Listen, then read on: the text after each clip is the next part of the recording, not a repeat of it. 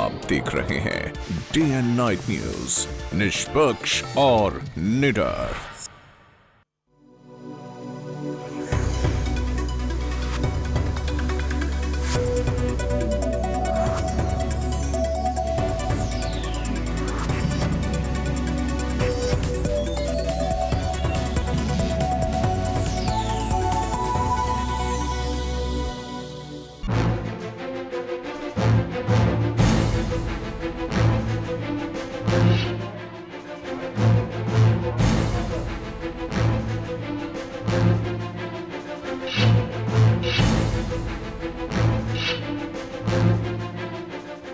भाजपा ने आज अपना घोषणा पत्र जारी कर दिया है। भाजपा के घोषणा पत्र में जहां विकास और समाज के सभी वर्गों के कल्याण से जुड़ी कई बातें हैं, वहीं अयोध्या में राम मंदिर का मुद्दा भी घोषणा पत्र से अछूता नहीं है। ऐसा माना जा रहा है कि मोदी चाहते थे कि इस बार के घोषणा पत्र में मंदिर मुद्दे को शामिल नहीं किया जाए, सारा जोर केवल विकास पर ही हो। लेकिन मुरली मनोहर जोशी मंदिर मुद्दे को किसी भी हाल में घोषणा पत्र में लाना चाहते थे। इस दौरान बीजेपी ने एक भारत श्रेष्ठ भारत और सबका साथ सबका विकास इस घोषणा पत्र का नारा दिया है।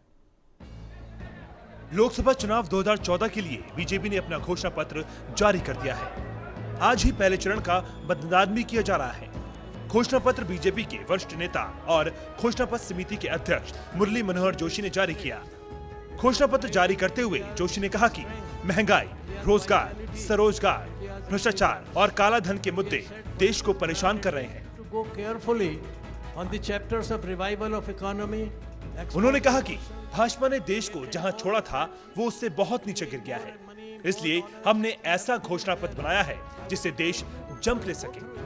तो देश भर में गैस ग्रिड की स्थापना करना, एक नेशनल ऑप्टिकल फाइबर नेटवर्क हर गांव में, जिससे कि लोग इंटरनेट का प्रयोग कर सकें, वाईफाई जोन्स उनको मिल सकें, और जो हमारी सैटेलाइट टेक्नोलॉजी है उसका हम विशेष रूप से विकास करेंगे। रेलवेज में भी जो हमारा आगे का नेटवर्क है वो एक एग्री रेल नेटवर्क होगा। किसानों की दृष्टि से, कृषि उत्पाद की दृष्टि से, जो कृषि के उत्पाद का आना जाना है, उसके लिए हमने एक बात ये भी कही है कि एक राष्ट्रीय स्तर पर एग्रीकल्चर का एक नेशनल मार्केट बने, राज्यों की सलाह से, कि किस तरह से एक मुक्त व्यापार अनाज के मामले में किया जाए। The state of the economy is in a mess. National security is very fragile. Credibility of governance has been destroyed. Leadership is seen to be meek and very poor. Problems have continued to prolong. The farm sector is in very bad shape. Now the manifesto is really a manifesto for national reconstruction. Our object is that once we are voted into power, which we hope the Indian electorate will give a very responsible verdict in our favor, we have to really rebuild the country in all these areas. The last 1 decade has been a wasted opportunity, and therefore we have a lot of ground to cover up. Congress की तरह BJP ने भी अपने इस घोषणा पत्र में वोटरों को लुभाने के लिए कई बड़े और महत्वाकांक्षी वादे किए हैं। देखिए बीजेपी ने क्या दिया है अपने घोषणा पत्र में। क्या है बीजेपी के घोषणा पत्र की खास बातें? संवैधानिक दायरे में रहकर अयोध्या में राम मंदिर निर्माण की सभी संभावनाएं तलाशी जाएंगी। टैक्स व्यवस्था और बैंकों की हालात में सुधार लाने का कार्यक्रम बनाया जाएगा।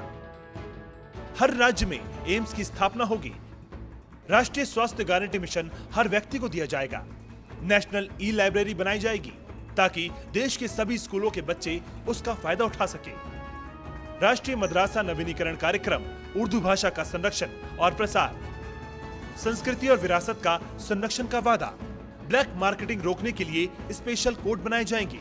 SC/ST वर्ग को सामाजिक न्याय मिले और उनका सशक्तिकरण हो, इस दिशा में काम किया जाएगा। ग्रामीण और शहरी भारत के बीच की खाई को कम करने का वादा किया है। लो कॉस्ट हाउसिंग प्रोग्राम के जरिए 2022 तक हर परिवार को पक्का मकान उपलब्ध कराने का वादा किया है। 100 नए शहर बनाने का वादा किया है। किसानों के लिए कृषि रेल मार्ग और हाई स्पीड ट्रेन नेटवर्क बनाने की बात की गई है।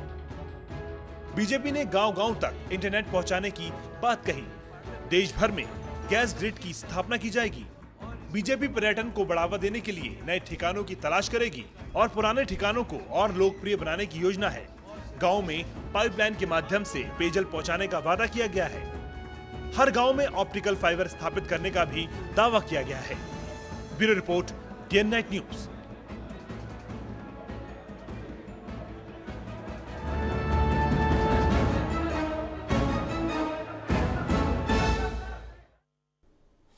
बीजेपी के चुनावी घोषणा पत्र पर कांग्रेस और बाकी विपक्षी दलों ने सवाल उठाए हैं।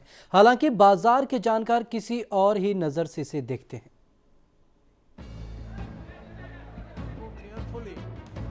सोमवार को असम और त्रिपुरा की 6 सीटों पर वोटिंग के साथ 16वीं लोकसभा चुनने के लिए मतदान का सिलसिला शुरू होने के करीब 2.5 घंटे बाद बीजेपी के तमाम दिग्गज नेता नई दिल्ली में पार्टी मुख्यालय पर घोषणा पत्र जारी करने के लिए जुटे।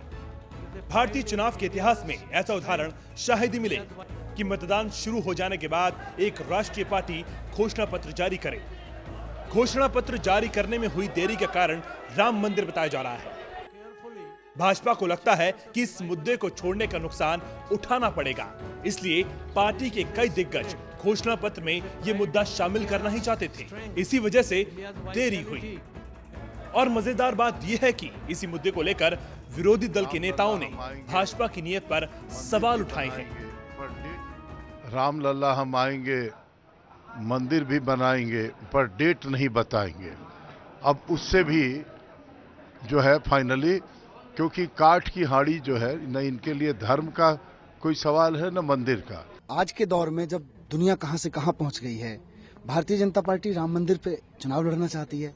इस देश को राम मंदिर मस्जिद इन सब मुद्दों में उलझा के रखना चाहती है। ये तो बहुत शर्मनाक बात है। भारतीय जनता पार्टी का कोई कार्यक्रम, कोई फैसला इस देश को खुशहाली के रास्ते पे नहीं ले जा सकता। इनका केवल एक लक्ष्य है कि धर्म के बहाने सत्ता में पहुंच जाएं। इसीलिए इन्होंने कई बार धर्म का इस्तेमाल भी किया है। वहीं दूसरी ओर देश के मार्केट एक्सपर्ट्स इस घोषणा पत्र को किसी और नजरिए से देखते हैं। सवाल यही पैदा होता है कि अगर बीजेपी पावर में आती है तो कितना इफेक्टिवली और कितना फास्ट इन चीजों का इंप्लीमेंट हो पाता है। देखना होगा कि एक भारत श्रेष्ठ भारत, सबका साथ सबका विकास का नारा लेकर भारतीय जनता पार्टी अपनी सरकार बना पाती है या नहीं। Bureau report, DN night news. BJP के पीएम पद के उम्मीदवार नरेंद्र मोदी ने झज्जर में एक चुनावी रैली को संबोधित किया। इस दौरान मोदी ने अपने अंदाज में विरोधियों पर निशाना साधा। संबोधन की शुरुआत में नरेंद्र मोदी ने कांग्रेस को आड़े हाथों लेते हुए जमकर आरोप लगाए। नरेंद्र मोदी ने कहा कि देश में पिछले सालों में कांग्रेस की सरकार ने विकास के नाम पर देश की जनता को धोखा दिया है। इसके नेता जनता के पैसे को लूटते हैं और घोटाले करते रहे, लेकिन सरकार ने अपने मंत्रियों के खिलाफ कोई कार्रवाई नहीं की। उन्होंने कहा कि देश के बेरोजगार नौजवान रोजगार पाने के लिए गुजरात आते हैं। वहीं मोदी ने सिरसा रैली में राहुल के दिए बयान पर भी पलटवार किया।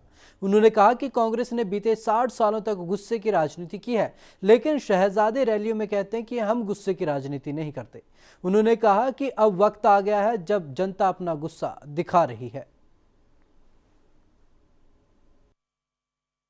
7वें अहंकार पे पहुंची हुई कांग्रेस पार्टी इतना विवेक भी करने को तैयार नहीं है। ये कांग्रेस पार्टी जनता को अपनी जेब में मानती है। ये कांग्रेस वाले मानते हैं कि ये तो हमारी विरासत है, हमारे पुरखों की है। मेरे पिताजी ये करते हैं, मेरे दादाजी ये करते थे, ये जनता तो हमारी जेब में है। भाइयों बहनों, लोकतंत्र में ये वंशवाद नहीं चल सकता है। ये लोकतंत्र का दुश्मन है। और इसलिए भाइयों बहनों, एक वंश की भक्ति करने में हरियाणा में भी बाप बेटे का कारोबार चल रहा है, दिल्ली में मां बेटे का कारोबार चल रहा है, और उसमें कुछ कमी पड़ रही थी तो दामाद जी का खेल चल रहा है। कि शहजादे कह रहे हैं कि हरियाणा में जमीन की जो नीति है वो देश में सबसे बढ़िया है। ये बढ़िया क्यों कह रहे हैं मालूम है? ये हरियाणा की जमीन की नीति, हरियाणा गवर्नमेंट की पॉलिसी बहुत बढ़िया है। ऐसी तारीफ क्यों कर रहे हैं मालूम है? क्योंकि हरियाणा सरकार की जमीन की नीति इतनी बढ़िया है कि जिसके जेब में 1 रुपया नहीं है वो 3 महीने में 50 करोड़ कमा लेता है। 50 करोड़ कमा लिए। किसने कमाए? शहजादे जी जरा जवाब दो। ये बाजीगर कौन है? ये किमियागर कौन है? ये कौन सी नीतियां हैं हरियाणा सरकार की जिसने आपके जीजाजी को जिसके जेब में 1 रुपया नहीं था 3 महीने में 50 करोड़ रुपया कमा के दे दिए। हरियाणा में लोकसभा चुनाव के मतदान की तारीख नजदीक आने के साथ ही सभी दलों के प्रत्याशियों ने भी अपना चुनाव प्रचार तेज कर दिया है। ऐसे में एक दूसरे पर आरोप प्रत्यारोप का सिलसिला भी तेज हो चुका है। एक दूसरे पर आरोप प्रत्यारोप लगाते हुए या फिर दूसरे दल के नेताओं का जवाब देते हुए कई बार प्रत्याशी अपने शब्दों की मर्यादा को भी भूल जाते हैं। कुछ ऐसा ही जगाधरी में चुनाव प्रचार करने पहुंचे अंबाला लोकसभा से भाजपा प्रत्याशी रतनलाल कटारिया के साथ भी हुआ। हरियाणा में लोकसभा चुनाव के लिए चुनाव प्रचार की समाप्ति का समय नजदीक आने के साथ ही हर दल का प्रत्याशी रोजाना खाने पीने की परवाह किए बिना ही अधिक से अधिक लोगों तक अपना संपर्क बनाने में लगा है। ऐसे में जहां कल जटलाना में कांग्रेस के राष्ट्रीय महासचिव दिग्विजय सिंह ने भाजपा के प्रधानमंत्री पद के उम्मीदवार नरेंद्र पर टिप्पणी करते हुए उन्हें झूठ बोलने में माहिर व साथ देने वाले को ही काटने की बात कही थी, वहीं आज जगाधरी में अपने चुनाव प्रचार के दौरान कटारिया ने दिग्विजय के बयान पर पलटवार करते हुए उन्हें एक मेंटल केस बताया। कटारिया ने कहा कि दिग्विजय कई बार अपना मानसिक संतुलन खो चुके हैं, इसलिए उनकी बात का जवाब नहीं देना चाहिए। देखिए, सारा भारत जानता है कि दिग्विजय सिंह जी कई बार अपना मानसिक संतुलन जो है वो खो चुके हैं, मेंटल केस है, इसलिए उसको कोई तरजीह देना मुझे नहीं लगता कि ऐसे आदमी की किसी बात का जवाब दिया जाना चाहिए। कटारिया ने कहा कि मोदी की लहर के कारण आज सोनिया गांधी को चक्कर आ रहे हैं और साथ ही उन्होंने राहुल गांधी को फ्यूज बल्ब बताते हुए कहा कि जहां पूरा देश मोदी बनाओ की बात कर रहा है, वहीं सोनिया गांधी कह रही हैं कि उनके फ्यूज बल्ब राहुल को बनाओ। उन्होंने कांग्रेस पर आरोप लगाया कि कांग्रेस ने ही अरविंद केजरीवाल को पटाकर वाराणसी भेजा, लेकिन आज अरविंद केजरीवाल जैसे शिखंडी को देश भली प्रकार से पहचानता है। गुजरात व हरियाणा में बुजुर्गों की पेंशन के अंतर को लेकर जब कटारिया से सवाल किया गया तो उन्होंने जोश जोश में बुजुर्गों की तुलना भिखारियों से करते हुए कहा कि उनका एजेंडा किसी को भिखारी बनाने का नहीं है, क्योंकि इस प्रकार की बुढ़ापा पेंशन जैसी रियायतें लोगों को कमजोर करती हैं। देखिए, दिल बहलाने के लिए ख्याल बहुत अच्छा है गालिब। उनके प्रत्याशी भाग रहे हैं, श्रीमती सोनिया गांधी को चक्कर आ रहे हैं, सारा देश कह रहा है मोदी बनाओ, सोनिया गांधी जी कह रही हैं मेरे फ्यूज बल्ब राहुल को बनाओ। ये तो देश के ऊपर है ना। ये एक कोटरी है, थूको और भागो, एलिगेशन लगाओ और भागो। सबस्टांस इनके एलिगेशन में कहीं पर भी नहीं है। और मोदी जी का दिल्ली का रास्ता रोकने के लिए पहले केजरीवाल जी को पटाया और वो वाराणसी गए, काशी गए। उन्होंने कहा मैं जीतने नहीं आया हूं, मोदी जी को हराने आया हूं। तो फिर तो शिखंडी हुआ ना। अरे भाई, प्रजातंत्र में नॉन अटेंडिटी की क्या वैल्यू है? तुम देश के प्रजातंत्र को नष्ट भ्रष्ट करना चाहते हो, कहते जीतने नहीं आया, तो फिर क्यों गया चुनाव लड़ने? किसके इशारे पर यह काम हो रहा है? देश ने मन बना लिया है। साल 2014 के आम चुनाव में ये पहली बार नहीं जब इस तरह की भाषा का इस्तेमाल किया गया हो, लेकिन नेताओं को चाहिए कि वो मर्यादित भाषा का इस्तेमाल करें, क्योंकि जनता सब सुनती है और देखती है। यमुनानगर से कुमार रमेश के साथ Amit Kumar, day and night news. आइए अब आपको सुनाते हैं क्या कहा था दिग्विजय ने, जिस पर कटारिया ने ये बयान दिया। जिसने इसका साथ दिया सबसे पहले इसने उसे ही काटा। सबसे पहले शंकर सिंह वघेला को काटा जिन्होंने इसको बढ़ाया,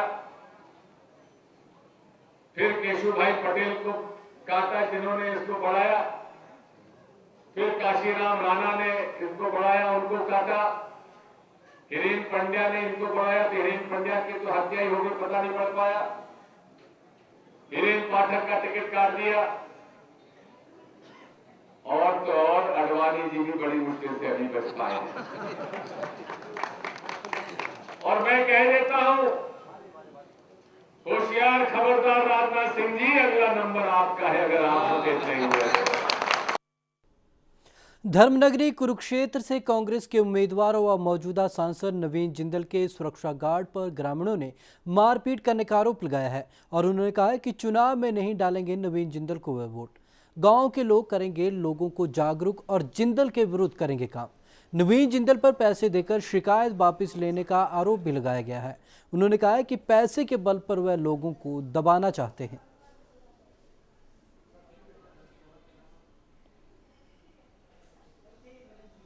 नवीन जिंदल जी का काफिला गुजर रहा था गांव के बीचों बीच, तो ग्रामीणों ने एकत्रित होकर उनसे पूछा कि क्या विकास हुए हैं गांव में। तो इस पर पूछने पर उन्होंने ये नवीन जिंदल जी की सिक्योरिटी ने इन 3-4 आदमियों को पकड़ा, 20-30 सिक्योरिटी गार्ड आए और इनको मार पिटाई करने लगे। जब सांसद ही इस तरह से सवाल पूछे जाने पर, अब तक तो वो हवाई जहाज के जरिए ऊपर फिरता रहा, आज पब्लिक के बीच में, वोटों के लिए पब्लिक के बीच में आया है, आज उससे सवाल पूछते हैं और आज वो सवाल पूछने पर लोगों को ऐसे मारता है। सांसद ही ऐसे करेंगे तो इस देश का क्या होगा, क्या होगा इस क्षेत्र के लोगों का, जो सांसद नवीन जिंदल जैसों को ऐसे आज कोयले की, जिन्होंने काले से अपने हाथ काले रंगे हुए हैं। चंडीगढ़ से कांग्रेस प्रत्याशी पवन बंसल पर लोगों ने पैसे और शराब बांटने के आरोप लगाए हैं। उन पर ये आरोप बीजेपी नेता हरमोहन धवन ने एक प्रेस वार्ता के दौरान लगाए और उन्होंने इसकी शिकायत चुनाव आयोग से करने की भी बात कही है। चंडीगढ़ से बीजेपी के नेता और पूर्व केंद्रीय मंत्री हरमोहन धवन ने एक प्रेस वार्ता में कांग्रेस के नेता पवन बंसल पर आरोप लगाते हुए कहा है कि कांग्रेस के समर्थक चंडीगढ़ की कॉलोनियों में जाकर लोगों को एक खाली माचिस में 1000 रुपए बांट रहे हैं। उनका आरोप है कि लोगों को घर घर जाकर शराब भी बांटी जा रही है और वह इसकी शिकायत चुनाव आयोग को भी करेंगे।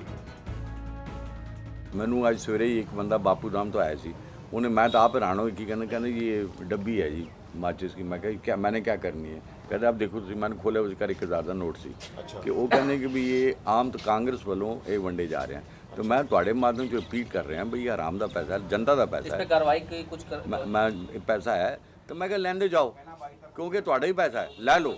बाकी जी गल इन्होंने कही है ये असी इलैक्शन कमीशन को फार्मली करांगे कि कांग्रेस मिस प्रैक्टिस कर रहे हैं, ये पैसे भी बन रहे हैं, शराब बन रहे हैं, इसे रोक लगाई जाए। चुनाव में सिर्फ 2 दिन ही बाकी हैं और सभी पार्टियां एक दूसरे पर आरोप लगाती नजर आ रही हैं। बीजेपी और कांग्रेस दोनों ही पार्टियों में इस बार रोमांचक मुकाबला देखने को मिल रहा है। जहां एक और बीजेपी अपनी जीत तय मानकर चल रही है, वहीं दूसरी ओर कांग्रेस अपना परचम लहराने की बात करती नजर आ रही है। चंडीगढ़ से कैमरामैन विनय कुमार के साथ Manoj Rathi, day and night news. चुनावी हलचल में आज के लिए बस इतना ही। विवेक शर्मा को दीजिए इजाजत। नमस्कार। खबरों की दुनिया में आइए, हमारे साथ कहीं भी और कभी भी जुड़िए। हम मिलेंगे फेसबुक पर, हम दिखेंगे यूट्यूब पर, हमें फॉलो कीजिए ट्विटर पर। खबरों के साथ बने रहिए रात दिन।